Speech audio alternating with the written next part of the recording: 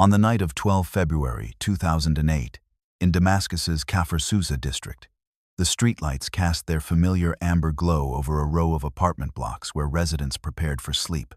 At approximately 22:30, a man in his mid-40s walked alone from a reception marking the anniversary of the Iranian Revolution. His footsteps unhurried on a street he had walked many times before. In Washington and Tel Aviv, his black and white photograph had stared from walls for decades. The same grainy headshot, reproduced on FBI, wanted notices, offering $25 million for information leading to his capture. Tonight, that photograph would finally match a figure moving toward a parked Mitsubishi Pajero. The spare tire, mounted on the rear, was not a spare tire at all. Within minutes, a precisely shaped explosive would close a file that had remained open since 1983. The blast that followed would be called justice, revenge, and state terrorism, depending on who spoke. By early 2007, Western and Israeli intelligence had confirmed what they had long suspected. Imad Fayez Mughniya, known within Hezbollah as Haj Radwan, was living and operating out of Damascus. The Kafr Sousa neighborhood where he resided mixed government ministries, security installations, and residential blocks in a configuration that offered both anonymity and protection. Syrian state security maintained overlapping layers of surveillance throughout the district. Iranian Revolutionary Guard personnel moved through the same streets. For a man who had evaded capture and killing for a quarter century, it represented something close to sanctuary. The logic of his security was systemic rather than personal. Unlike other high-value targets who relied on bodyguards and armored vehicles, Mughniya's protection derived from the political architecture surrounding him. Syria's government treated him as an asset in its ongoing confrontation with Israel and the United States. Iran viewed him as a critical link between its Revolutionary Guard and Hezbollah's military capabilities. His continued survival served multiple state interests, and those interests created a defensive perimeter that no individual security detail could replicate. For years, the same photograph, grainy, black and white, showing a younger man with dark hair and a slight smile, had defined him to his enemies. It appeared in FBI briefings, Mossad assessments, and interagency presentations. In Damascus, that photograph did not matter. The city itself was his cover, and the assumption of safety it fostered would prove to be his vulnerability. According to later intelligence reporting, CIA and Mossad officers had begun constructing what the profession calls a pattern of life mapping when he left his apartment, which routes he favored, where he met with Syrian and Iranian contacts, and crucially, when he walked alone at night, unaccompanied by anyone who might complicate an operation. Damascus was supposed to be the one place where that old photograph could never follow him into the present. The operation that would kill him began by proving that assumption wrong. On 10 October 2001, less than a month after the attacks on New York and Washington, the FBI released its inaugural list of 22 most wanted terrorists. Imad Mughniya's face appeared among them, his photograph now officially linked to a reward that would eventually climb to $25 million. The notice tied him to an arc of violence stretching back nearly 2 decades. The April 1983 bombing of the U.S. Embassy in Beirut, which killed 63 people, including 17 Americans.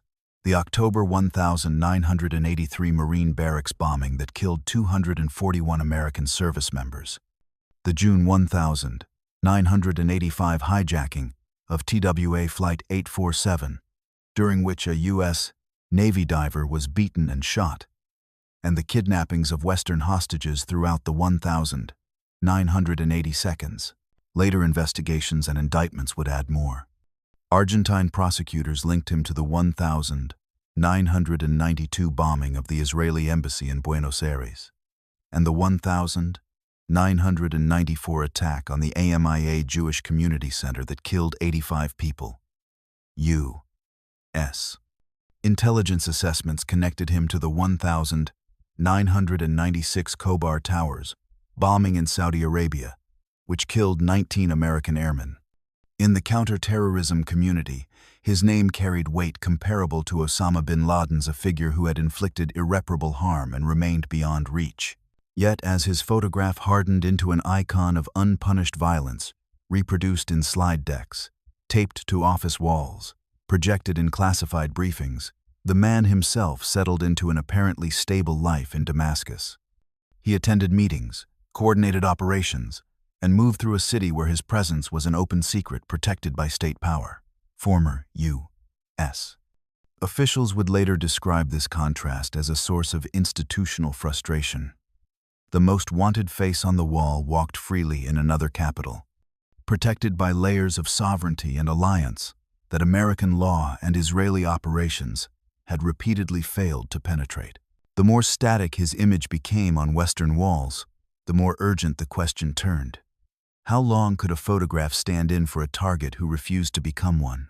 Throughout the 1,980 seconds and 1,990 seconds, attempts to capture or kill Mugniya had failed repeatedly, each failure adding to his reputation for near-supernatural evasion. In 1986, French authorities declined to act on intelligence, placing him in Paris. In 1995, a Delta Force plan to intercept him collapsed when his exact location could not be confirmed. In 1996, a planned interception in Qatar dissolved for similar reasons. The pattern repeated. Intelligence would suggest his presence, operations would be mounted, and then he would not be where he was supposed to be. Earlier efforts had produced worse outcomes. In March 1985, a car bomb exploded outside the Beirut apartment of Sheikh Mohammed Hussein Fadlallah, a Shia cleric whom the CIA had identified as a spiritual leader of Hezbollah. The attack killed approximately 80 people, many of them civilians, but Fadlallah survived. Among the dead were members of Mugniya's own family. The operation, carried out by local proxies with reported CIA support, became a cautionary example of what happened when targeted killing went wrong. Collateral carnage, political blowback, and a target who remained alive and more protected than before. By 2006, the calculus had shifted. U.S. casualties in Iraq from Iran-supported Shiite militias had created new urgency in Washington. The capture of a Hezbollah operative named Ali Musa Dakduk in Iraq documented the organization's role in training militants who were killing American soldiers. For some officials, Mugniya now represented not merely historical grievance, but an ongoing, imminent threat to U.S.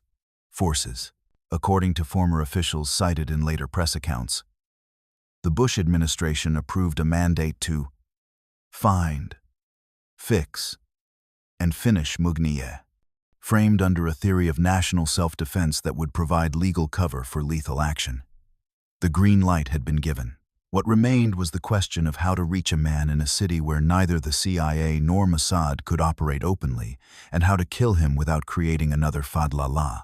Israel and Hezbollah had been locked in what analysts called a shadow war since the early 1,980 seconds, a conflict conducted through bombings, kidnappings, assassinations, and proxy clashes that left bodies from Beirut to Buenos Aires. For Israeli intelligence, Mugniya personified this campaign. He was believed to have planned operations that killed Israeli soldiers, diplomats, and civilians across multiple continents. For Hezbollah and its Iranian sponsors, his survival, despite decades of pursuit, had become proof of divine protection and strategic superiority, a narrative weapon as valuable as any tactical capability. Damascus occupied a peculiar position in this geography of covert violence. It was a city where Iranian, Syrian, and Hezbollah interests converged, where Israeli intelligence could not maintain the kind of infrastructure it operated in Beirut or European capitals. Any strike here would carry meaning beyond the tactical. It would demonstrate reach, challenge the assumption of sanctuary, and redefine what spaces could be considered safe from Israeli or American action. Imad Mugniye was born in 1,962 inches Ter Deba, a village in southern Lebanon that would later fall within Hezbollah's territorial base. By his late teens, he had joined Yasser Arafat's Force 17, reportedly serving as a sniper during the Lebanese Civil War. When Israel invaded Lebanon in 1982 and the Palestine Liberation Organization was expelled from Beirut, Mugniya did not leave with them. Instead, he became one of the founding figures of what would become Hezbollah, working alongside Iranian Revolutionary Guard advisors who had arrived in Lebanon's Bekaa Valley. His role evolved rapidly. By the mid-1982s, Western intelligence assessments identified him as the operational mind behind Hezbollah's most devastating attacks. The 1983 embassy and marine barracks bombings in Beirut bore what analysts would later describe as his signature: meticulous planning, suicide attackers, and targets chosen for maximum psychological impact. The TWA Flight 847 hijacking in 1985 put a human face on his methods when passengers watched Navy diver Robert Stetham beaten and shot before his body was dumped on the Beirut airport tarmac. Through the 1992s, his portfolio expanded. Argentine investigators concluded he had orchestrated the Buenos Aires bombings. Intelligence assessments linked him to Khobar Towers. By the 2000s, he was widely described as Hezbollah's de facto chief of staff, head of international operations, and primary liaison to Iran's Quds Force. He maintained relationships with Palestinian militant groups and, according to U.S. officials, coordinated the transfer of Iranian weapons and training to Iraqi militias. Yet across decades of archives and testimony, one pattern stands out: his absence from the public record. Others gave speeches, appeared on television, issued communiques.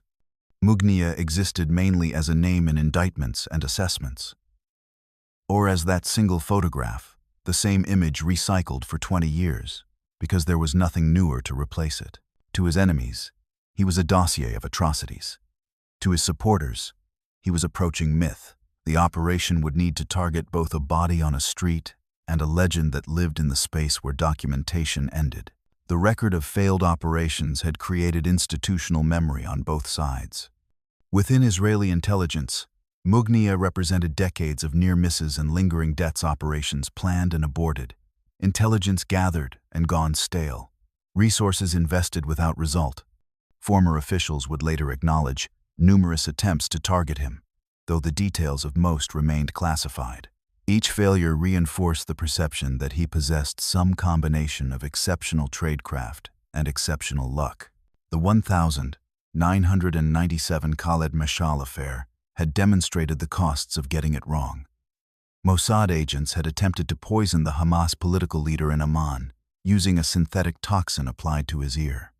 The operation failed when the agents were caught. Jordan demanded the antidote, and Israel was forced to release Hamas founder Sheikh Ahmed Yassin from prison to secure the agent's return. The episode became a case study in how targeted killing could produce outcomes worse than inaction. For Hezbollah, Mugniya's survival served a narrative purpose. His continued presence at the core of the organization, even after the devastating 2006 war with Israel, reinforced claims of strategic competence and divine favor. In speeches and internal communications, he appeared as proof that the movement could protect its most valued figures against the world's most capable intelligence services. By the time the CIA and Mossad began coordinating on what would become the Damascus operation, both services understood the stakes clearly. Another failure would not merely leave Mugniya alive, it would strengthen the mythology surrounding him, damage the credibility of the agencies involved, and potentially compromise future operations. Another Fadlallah-style attack, killing bystanders while missing the target, would be worse still. The operational parameters that emerged reflected this history. The bomb would need to kill one person, and only one person.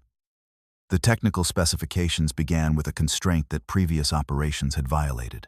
When news broke on the morning of 13 February 2008 that Ahmad Mugniya had been killed by a car bomb in Damascus, the reactions that followed mapped the moral fault lines of the shadow war he had waged. A U.S. State Department spokesman called him a cold-blooded killer, a mass murderer, and a terrorist responsible for countless innocent lives lost.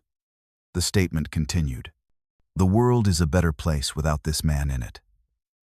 Israeli officials issued formal denials of involvement, while private assessments described the killing as a major operational achievement. In some quarters, celebration was muted only by the requirement to maintain official deniability. In Beirut, Hassan Nasrallah appeared by video at Mugnia's funeral on 14 February 2008, his face broadcast on screens erected above the mourners. His speech promised open war against Israel anywhere. The funeral itself drew thousands, with Hezbollah officials and Iranian representatives in attendance. That same photograph, the grainy headshot that had circulated on wanted posters, now appeared on banners reframed as martyrdom. Iranian officials condemned the assassination as state terrorism. Qasem Soleimani, then commander of the Quds Force and a close collaborator of Mugnia's, would later describe him as the legend of our time, a characterization that captured both personal loss and strategic significance. Legal analysts examining the operation noted that it stretched American interpretations of Executive Order 12333, which prohibits assassination. The justification reportedly rested on a self-defense rationale. Mugnia was framed not as a figure from history, but as a continuing threat whose elimination prevented future attacks. Whether this reasoning would survive judicial scrutiny remained untested. The operation existed in a space where courts did not reach. The arguments over whether the killing constituted justice, murder, or warfare had been rehearsed in memoranda long before the bomb detonated. What came next was logistics and the challenge of engineering a blast with no margin for error. By the mid-2000s, the relationship between American and Israeli intelligence had evolved from mutual wariness to operational intimacy.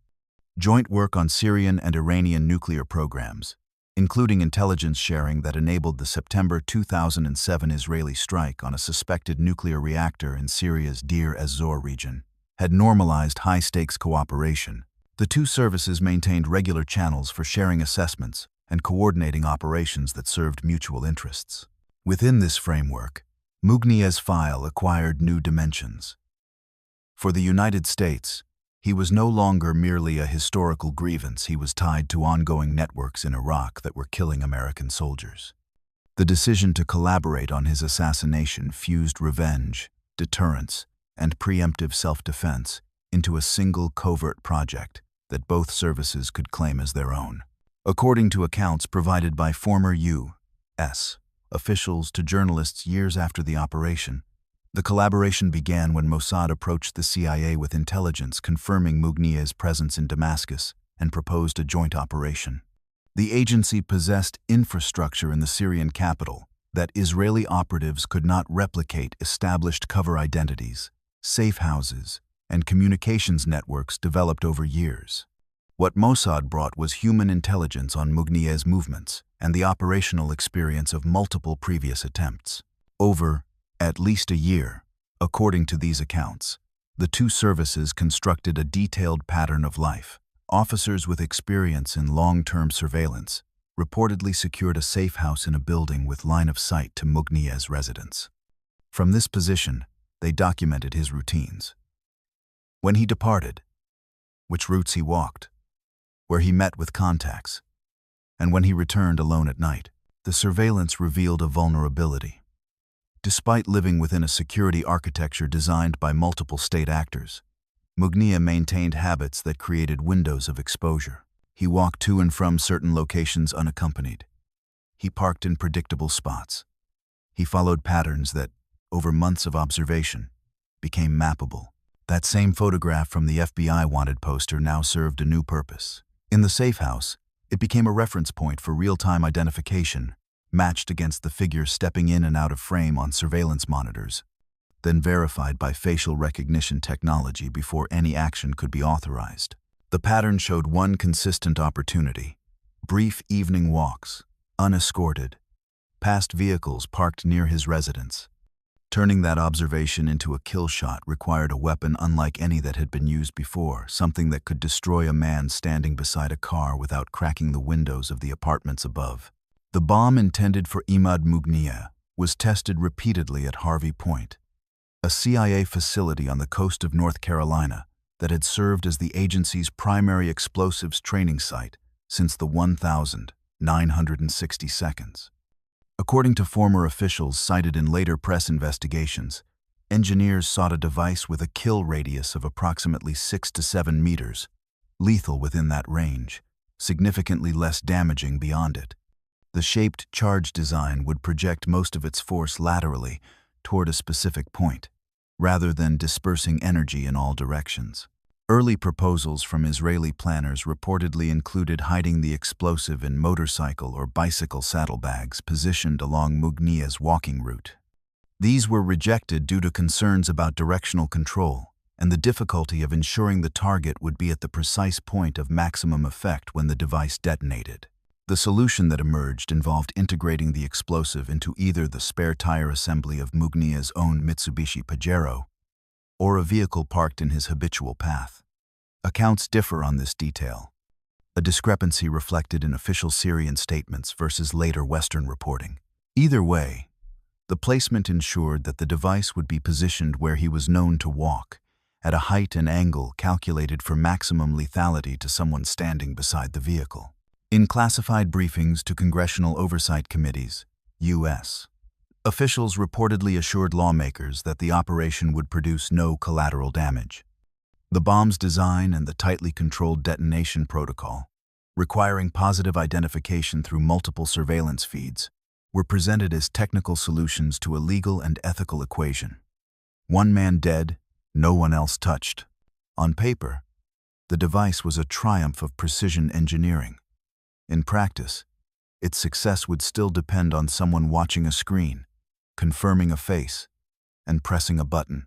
The planning phase produced at least one moment that later sources would highlight as emblematic of the operation's moral and legal complexity. During surveillance in Damascus, intelligence teams reportedly observed Imad Mugnia walking in close company with Qasem Soleimani, commander of Iran's Quds force, and one of the most powerful figures in Tehran's regional security apparatus. Soleimani had been instrumental in building the networks that armed and trained Iraqi Shiite militias, Lebanese Hezbollah, and Palestinian groups. His death would have carried strategic significance, at least equal to Mugnia's. From a purely tactical perspective, some operatives saw the opportunity to eliminate two high-value targets with a single blast. The surveillance placed both men within the kill radius of a device that could have been detonated at any moment. But according to former U.S. officials, there was no presidential finding authorizing lethal action against Soleimani at that time. The legal authority extended only to Mugnia. Whatever the tactical opportunity, the operation was bound by the specific terms of its authorization. The bomb remained silent. This incident never appeared in public statements at the time. It survived instead in retrospective accounts provided to journalists years later, where it marked a documented moment of restraint in a process otherwise structured toward inevitability. The same photograph of Mugnia that had circulated for decades was now paired, in one surveillance frame, with the face of a man who would himself die in a targeted U.S. strike in Baghdad. In January 2020, 12 years later, the choice not to act that night underlined a principle. In this operation, legal authorization would define the target list more precisely than vengeance or opportunity. The next time Mugnia walked alone, there would be no such complication. On the evening of 12 February 2008, Imad Mugnia attended a reception in Kafr Sousa marking the 29th anniversary of the Iranian Revolution. Accounts differ on the precise venue. Some reports place it at an Iranian cultural center, others at a facility associated with the embassy. What the sources agree on is that the gathering was a routine event in Damascus's diplomatic calendar, the kind of function a man in Mugnia's position would attend without special concern. He left alone, on foot. Shortly after 22:30, the street was quiet. The same surveillance that had tracked his movements for months now watched him walk toward a Mitsubishi Pajero parked on a familiar stretch of pavement. In the safe house, the same photograph that had hung on walls in Washington and Tel Aviv now served as a reference point for real-time identification. Facial recognition technology confirmed what the observers already knew. The figure on the screen was the target. At approximately 22:45 local time, accounts vary by several minutes, As Mugnia passed the vehicle, a shaped charge detonated. The blast destroyed the SUV and killed him instantly. According to Syrian reports at the time, and later Western accounts, the explosion caused minimal damage to nearby buildings, consistent with a device engineered for a narrow radius. In the final sequence, the legal memoranda, the pattern of life analysis, the months of surveillance, and the bomb testing at Harvey Point all converged on a single figure under streetlights. A former U.S. official later summarized the aftermath in 7 words. "We did what we had to and move on. The operation had succeeded exactly as designed. What followed was beyond the control of those who had planned it. Grief, celebration, retaliation plots, and a debate over legitimacy that would outlast everyone involved." In the immediate aftermath, Syria announced an investigation into the bombing. Hezbollah publicly blamed Israel. Western media framed the killing as the latest episode in a decades-long covert war. Israeli officials issued formal denials, while American counterparts offered praise for the outcome without acknowledging direct involvement. For years, neither government claimed responsibility. The operation existed in a space common to modern covert action. Universally assumed, officially unowned, reconstructed gradually through anonymous sources, partial leaks, and investigative journalism. The facts on the ground: 1 destroyed vehicle, 1 dead man. No other casualties remained fixed. The narrative around them continued to shift. On 14 February 2008, Imad Mugnia was buried in Rawdat al-Shahidan Cemetery in Beirut's southern suburbs, the same ground where other Hezbollah figures who had died in conflict with Israel were interred. The funeral procession drew crowds estimated in the tens of thousands. Iranian and Syrian officials attended alongside Hezbollah's senior leadership, their presence a statement of solidarity and shared purpose. Hassan Nasrallah, appearing by video link rather than in person, a security practice he had adopted after the 2006 war, delivered the address that would set the tone for Hezbollah's response. His words were unambiguous. "You have crossed the borders. Zionists, if you want this kind of open war, let the whole world listen. Let this war be open." The speech promised retaliation against Israeli interests, anywhere. Posters appeared throughout Beirut's southern suburbs, showing Mugnia's face, the same image that had once appeared on wanted notices, now recontextualized as martyrdom. In death, he had been transformed from a clandestine operative into a public symbol, his name spoken openly for the first time by leaders who had previously denied any association with him. In Israel, officials maintained their refusal to confirm or deny involvement. But Israeli media noted that then Prime Minister Ehud Olmert appeared unusually satisfied in public appearances following the killing. Some analysts suggested he viewed the operation as partial redemption after the criticism that had followed the 2006 Lebanon War. In Washington, the State Department's statement describing Mugnia as a mass murderer whose death made the world a better place served as the closest thing to an American admission of involvement that would be offered for years. Publicly, the battle had become one of symbols, posters of martyrs against wanted lists with one face crossed out. Privately, both sides had already turned toward what came next: retaliation and its prevention. In the years following the Damascus bombing, Hezbollah sought to avenge Mugnia's death through operations against Israeli and Jewish targets abroad. Intelligence assessments and press reports documented attempted attacks in countries including Azerbaijan, Bulgaria, Cyprus, Egypt, Greece, India, Kenya, Nigeria, Thailand, and Turkey. Some were disrupted by local security services. Others failed due to operational errors. The 2012 Burgas bus bombing in Bulgaria, which killed 5 Israeli tourists and a Bulgarian driver, was attributed by investigators to Hezbollah and linked to the campaign of retaliation.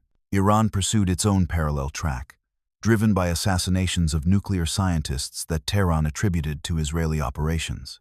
The convergence of motives, Iran seeking payback for attacks on its nuclear program, Hezbollah, specifically for Mugnia, created a sustained campaign of attempted violence that stretched across continents and years.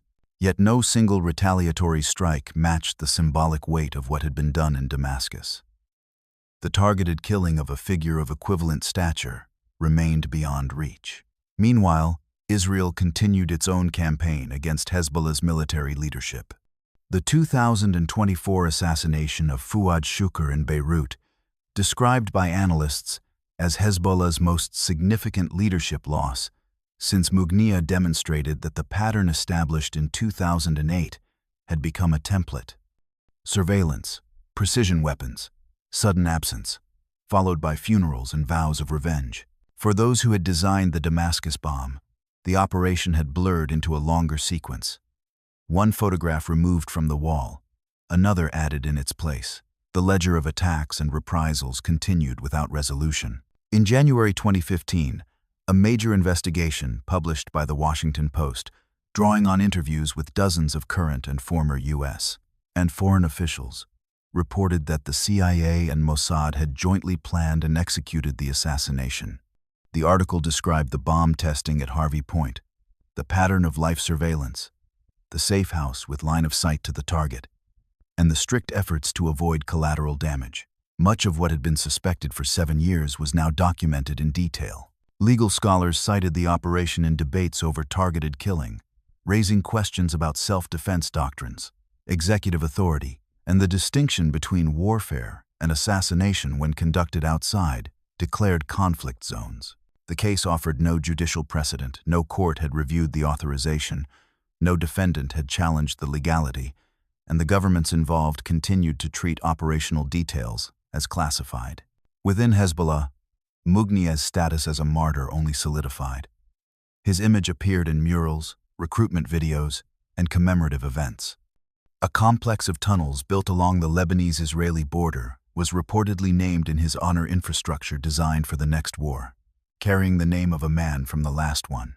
In September 2024, former Israeli Prime Minister Ehud Olmert publicly confirmed for the first time that Israel had been responsible for the 2008 killing. His statement came amid a new wave of Israeli strikes against Hezbollah leadership, linking past and present operations in a continuous narrative. 16 years of official ambiguity ended with an admission that surprised no one. With that confirmation, the operation moved fully from intelligence history to acknowledged fact. But acknowledgement did not settle whether the narrow blast in Kafr Sousa had made the region safer, or had merely hardened the cycle it was designed to break. Years after 12 February 2008, the street in Kafr Sousa bears no visible trace of the blast. The pavement has been repaved. Cars park where the Mitsubishi Pajero once stood. The apartments above continue their routines, people making tea, closing shutters, checking homework, none of it recorded in any file. In Washington, the original wanted poster bearing Imad Mughniya's face has become an archival object, its edges yellowing, the reward line obsolete. In Beirut and Tehran, the same image appears on banners and in tunnels, reprinted in color, framed by slogans of resistance. Between these two uses of the same photograph lies the narrow space defined by the car bomb's design, just wide enough to erase one life without cracking the walls around him. The documents record the date, the time, the location, the absence of collateral damage. They are silent on what it cost the people who ordered it, watched it, or have lived with its consequences ever since. The image remains. The street is quiet. The file is closed, but the echo of that tightly contained blast still moves, invisibly, through the politics and memories it helped shape.